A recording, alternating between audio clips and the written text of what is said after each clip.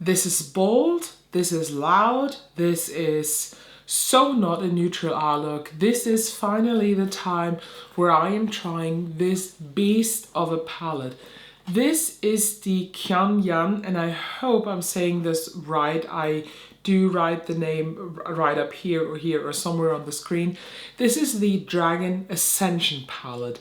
This is a Chinese brand that has made this beautiful palette for the year of the dragon. And I bought mine at C Beauty Mall. This is a shop for only Chinese makeup stuff, or like C Beauty, Chinese beauty things that you can order, and I paid actually €155 for this.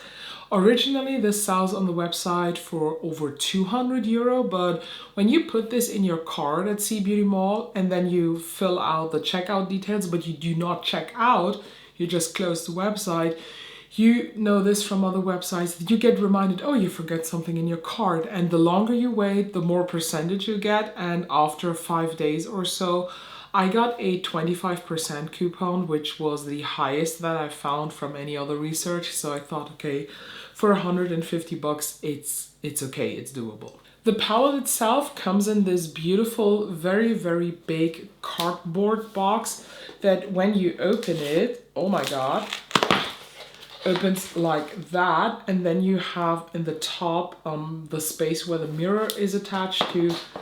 And then you have, oh my God, it's so hard to show. You have this space, and this is the cardboard packaging that the palette comes in. And if you can tell here on the back, all the shades do not have names, they just have numbers. And you might have seen now a couple numbers, and yes, we're talking about a 32 pan palette in this format.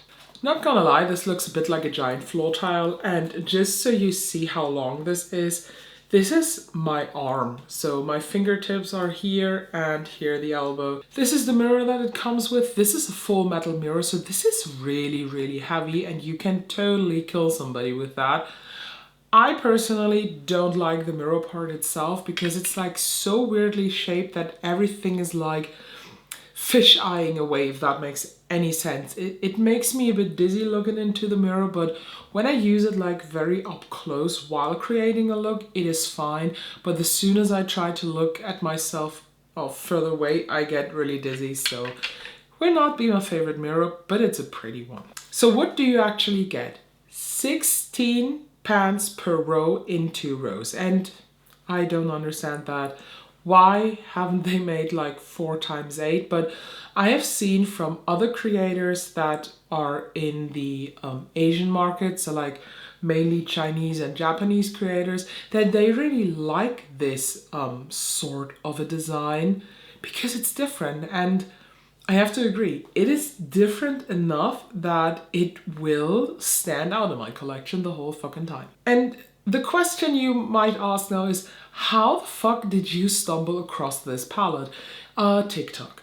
I saw a video from this girl. Her name is Ghoul in Japan. I will link her Instagram profile down below. She lives in Japan and she reviews only this Japanese makeup, K-beauty, Chinese beauty. And she also had a TikTok video with this palette, swatches, and I think 1 look on her Instagram or so. And when I saw this, I fell in love. I don't know what it is with this palette. I don't know what draws me so much to it, but I just couldn't stop thinking about this. I couldn't sleep. I dreamed of this palette, and then, as I told you, I just snagged it on C Beauty Mall. Then there is this other girl, I think her name is Freya89FF or something like that. I will link her also down below. She does also Chinese and Japanese makeup. I think she also lives there. Not too sure about that. And she has this palette too. And when I saw her swatches, and I think these are the only 2 girls I ever saw using this palette, I was like, okay, this is definitely my vibe. And look at the eye look. Come on, this is so me. This screams my name. So in this video, I will be creating this eye look for you. I originally planned to do a 3 looks, 1 palette thing with this, but since I got sick and was like out of order for nearly 2 weeks, I decided to just do this one look, and if you want to see more, just let me know. And before I forget, the lip of this video is this. This is the Chanel Rouge Coco Flash in the shade 128 in Mood.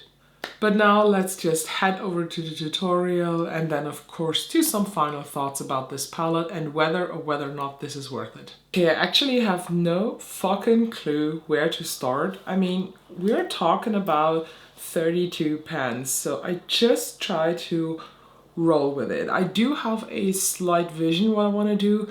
So I want to do something dark, red, and intense, and I guess that's actually what you will get from this palette, and I also try to use as many shades as possible.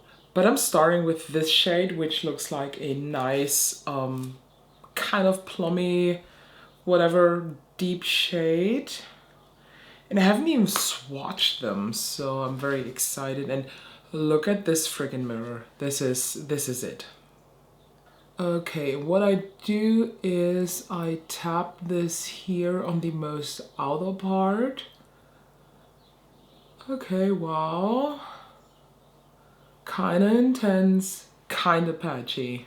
But I use the shade now to blend, and I also blend this into the crease. I did tap back into the pan just to have a bit more here to intensify the blend. It's not as patchy as I thought it is in the beginning. It kind of works out. I'm honest with you, this looks completely different than what I actually expected. And they're quite powdery, to be honest. So I'm now going into this matte red with a pencil brush, and look at the pigment. Holy cow. And I apply this here on my inner part. And I blend that in the center.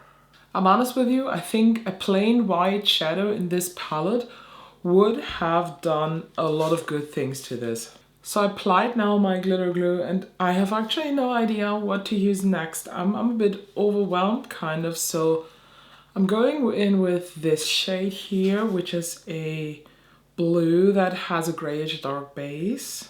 Actually the most curious about the shimmers, because let's be honest, that's what this palette is about. So I tap this here on the darkest part. Oh shoot!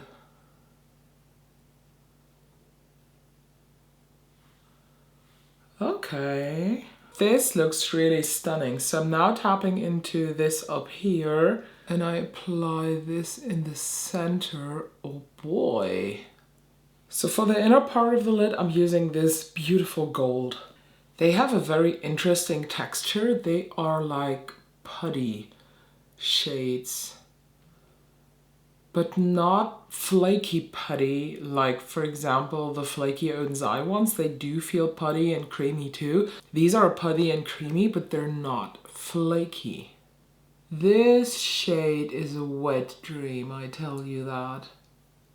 Okay, I'm now tapping into this very cool toned brown shade here. And I do use this on the outer part of the lower lash line.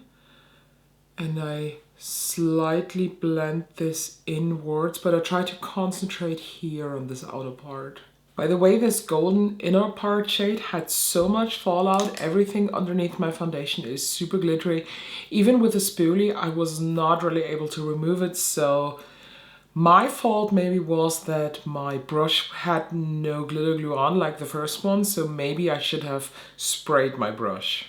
Could help. I'm now tapping into the light blue. Not that this look is not clownish enough.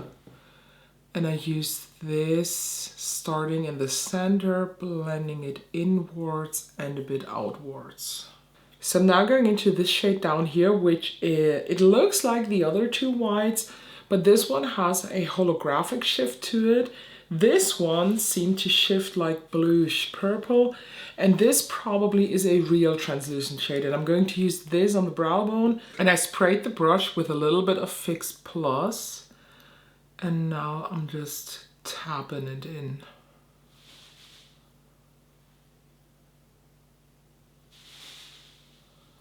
Wow, very, very pretty, sparkly, like confetti-ish.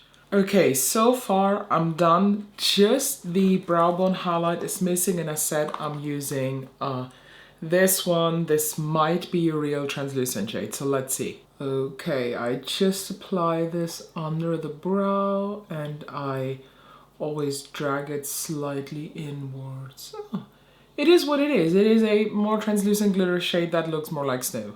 And here you have now the finished look. There is a bit of shadow missing over here because I, with the lash curler, just touched the lid, and I'm just now too lazy to correct that because you can't see when I open my eyes. Not gonna lie, this is a very interesting palette.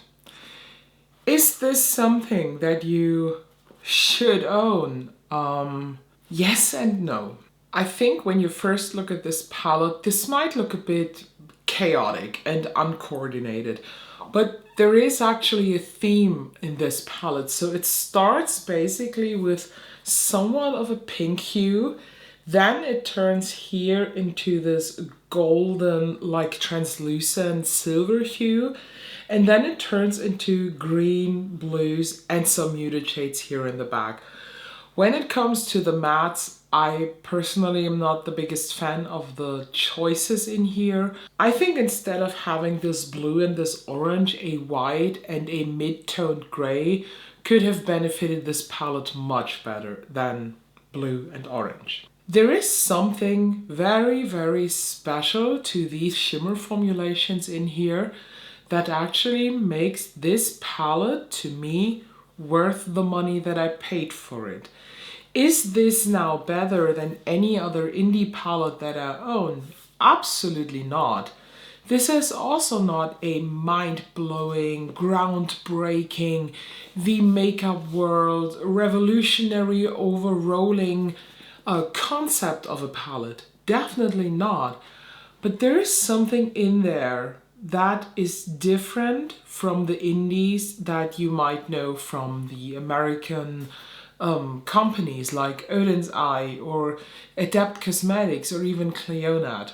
And I'm honest with you, some of these shades, like for example this one, they remind me a lot of the newer Adept formulation, the ones that are very, very velvety smooth, while a shade like this gold down here, or for example this one down here that I used, are more creamy putty. These two shades came shattered, and when I touched them, they were so creamy it was like no problem to just press it back in with a finger. Like no towel, no extra weight, no adding of alcohol to repress a shade, nothing like that.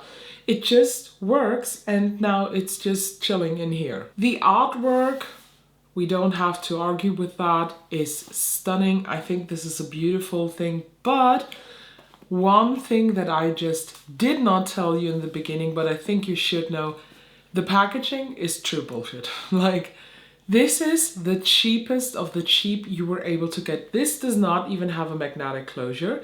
This is just cardboard, nothing else. And back here, you can probably see this, it's just glued a stripe of like carton and paper so that you can open this palette and close it properly somewhat. It is definitely not a luxurious packaging, and the packaging does not reflect the price you pay for it. The mirror that it comes with is pure metal. It's beautiful. It's very, very heavy. It looks gorgeous, but I don't like the actual mirror part because it's like oddly shaped. Overall, I think the presentation here in this box that it comes in is very, very pretty. Let's just say that. You pay a lot of money for one, the representation of this whole thing, and two, just for the materials that you get. I'm honest with you, I have no clue what kind of specific ingredients are in there because everything was written in Chinese. So I'm sorry, I'm not fluent in Chinese whatsoever, so I can't tell you if there is something in there that makes this palette extra expensive. But I know from a friend from the States that she could also buy this through an app I don't know, but she has it in her cart there and it would only be $60 or so, and I paid €150 for this. I'm honest with you, this 100% is a collector's item to me. I do not regret splurging on this. I definitely don't. I think this is a beautiful palette, and if I had more than one face, I wish I could use this now for the next week straight, because I really, really want to explore this. But I also have other things to use first. So let me know if you would be interested in a 5 looks 1 palette video with this specific palette, because I have so many others planned. Like I have some planned with the Adapt ones. We also have the color coordinated thing. So there is a lot of stuff just in the making until you see it in the video, because when I do 5 looks, it just takes a bit of time to do these because I don't do the looks back to back. But what do you think? If this palette is easy accessible, would you buy this? Is this something that piques your interest? Because I'm honest with you, this fucking layout, I hate it. I wish they would have done 4 rows of 8 and not 2 rows of 16, but it's a choice, and I have literally no clue where to store this, because this is, I don't know, like my shelf goes, I think, just up to here, and then this part would always stick out. So I kind of have to look where to store this now.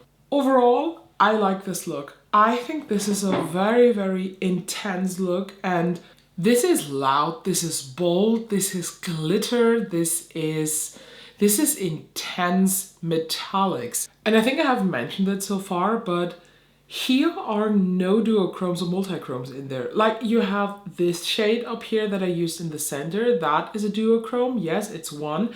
And then you have this down here for the inner corner that has like holographic specks to it, and this one that shifts more blue. But other than those 3, all the other shades in here, well, aside from that, obviously, but I haven't used it, so I can't tell how much it really shifts or not.